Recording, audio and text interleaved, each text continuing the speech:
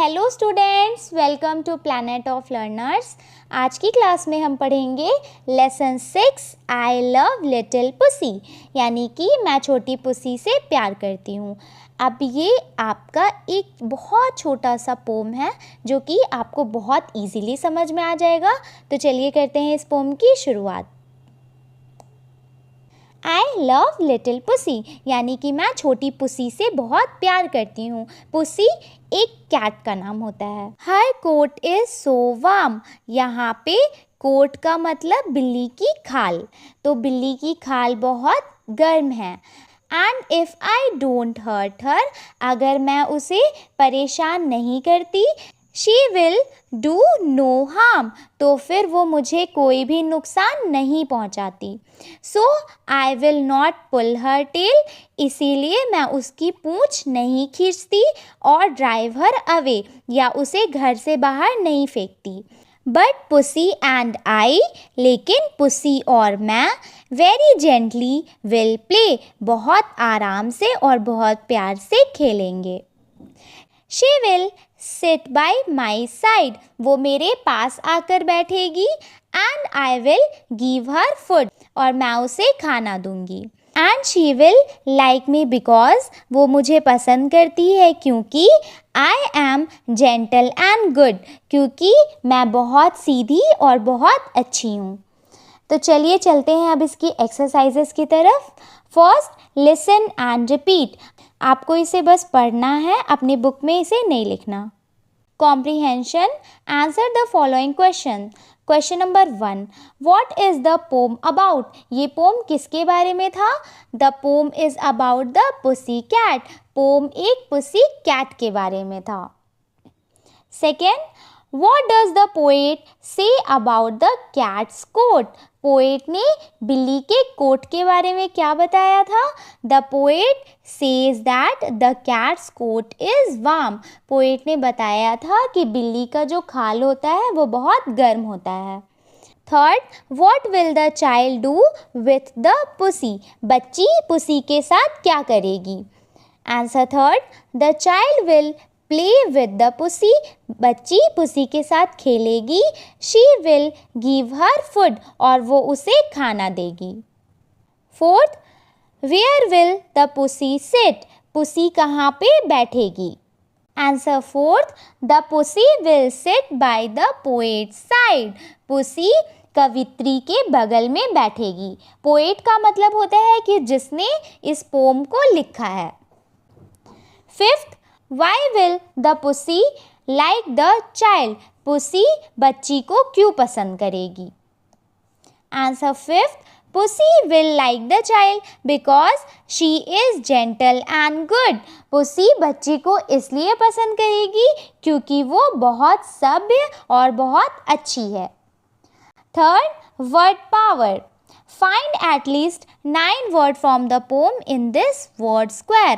आपको यहाँ पे word square दिया हुआ है, इसमें से आपको कम से कम 9 words निकाल करके यहाँ पे लिखना है, जैसे कि gentle, hot, drive, pussy, tail, warm, coat and little. अब आगे चलते हैं। See, read the following words which have similar sound but different meaning. These are called homophones. Homophones का मतलब होता है जो शब्द बोलने में एक जैसा निकले लेकिन उसका मतलब अलग अलग हो। जैसे कि यहाँ पे लिखा हुआ है आई, और यहाँ पे भी क्या लिखा है? आई, EYE आई, लेकिन इस वाले आई का मतलब होता है मैं, और इस वाले आई का मतलब क्या होता है? आँख। तो ये दोनों बोलने में एक जैसा निकल रहा है लेकिन इसका मतलब दोनों का अलग अलग है। तो ऐसे ही वर्ड्स को हम होमोफोन्स कहते हैं। जैसे कि यहाँ पे टेल, ये भी टेल लिखा है, C and this is also C. Hole, hole, right, right. ये सारे वर्ड्स बोलने में एक जैसे निकल रहे हैं लेकिन मतलब दोनों का अलग अलग है। D. Now choose the correct word from the pairs given in exercise C to complete the following sentences. अब आपको इसी पेयर्स में से वर्ड सेलेक्ट करके इसको भर लेना है। First, the monkey has a long tail. इस टेल का मतलब होता है पूंछ. Second, I saw a man with one eye. Third, a snake lives in a hole. Fourth, write a letter to your friend. Fifth, fishermen go to the sea every day. Fourth, grammar in use. यहाँ पे आपको words दिया हुआ है कुछ. अब आपको इसी को फिलअप करके इसको कंप्लीट करना है. Meena is as old as her friend Meeta. First में आपका हो जाएगा as old as. As sweet as big as. B, write at least 3 things about yourself using these words. अब आपका यहाँ पे words दिया हुआ है, इसको यूज़ करके आपको अपने बारे में 3 चीज़ें लिखनी हैं. जैसे कि I am taller than my brother. Second, my brother is shorter than me. Third, my sister is younger than me. See, use the following words in the sentences given below. यहाँ पे words दिया हुआ है, इसको आपको sentences में लिख के sentence को complete करना है. First, the hummingbird is the smallest bird. Second, Mount Everest is the highest mountain peak in the world. Third, a cheetah runs the fastest of all animals. Fourth, Birbal told the longest story to Akbar. Fifth, Sujata is the best student of her class. Fifth, let's talk. Here are some sentences related to 2 animals which you know very well. The sentences are jumbled. Separate them and write the names of the animal. ये sentences किसी 2 animals के बारे में है, लेकिन ये आपस में मिक्स है, तो आपको इसको अलग अलग करके लिखना है. तो चलिए आगे टेबल से हम इसे समझते हैं. जैसे कि फर्स्ट में आपको लिखना है द डॉग एंड यहाँ पे the cat. First, it watches our house. Second, it is very faithful. Third, it is tamed. Tamed का मतलब होता है पालतू. Fourth, it barks. The cat, it comes silently in the kitchen and sips the milk. बिल्ली चुपके से kitchen में आती है और पूरा दूध पी जाती है. The rats are afraid of it. और चूहे इससे बहुत डरते हैं. It mews. ये कैसे बोलती है? म्यू करके. We call it मौसी. हम इसे मौसी कहते हैं, बिल्ली मौसी कहते हैं ना आप सब लोग.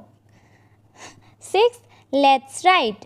Right 5 sentence about cats. अब आपको कैट्स के बारे में 5 सेंटेंसेस लिखना है, जो कि यहाँ पे लिखा हुआ है. A cat is a pet animal. Cat एक पेट एनिमल होती है. Second, it mews and rat run away on hearing it. ये जैसे म्यू करती है, चूहे इसके डर से भाग जाते हैं. It eats rat and also like to drink milk. ये चूहे खाती है और इसे दूध पीना भी बहुत पसंद है. इट इज़ वाइट, ब्लैक और ब्राउन कलर. ये वाइट, ब्लैक और ब्राउन कलर की होती है. It is not a faithful pet. यानी कि बिल्लियाँ वफादार नहीं होती. And is a shrewd animal. Shrewd का मतलब होता है चालाक. बिल्लियाँ बहुत चालाक होती हैं.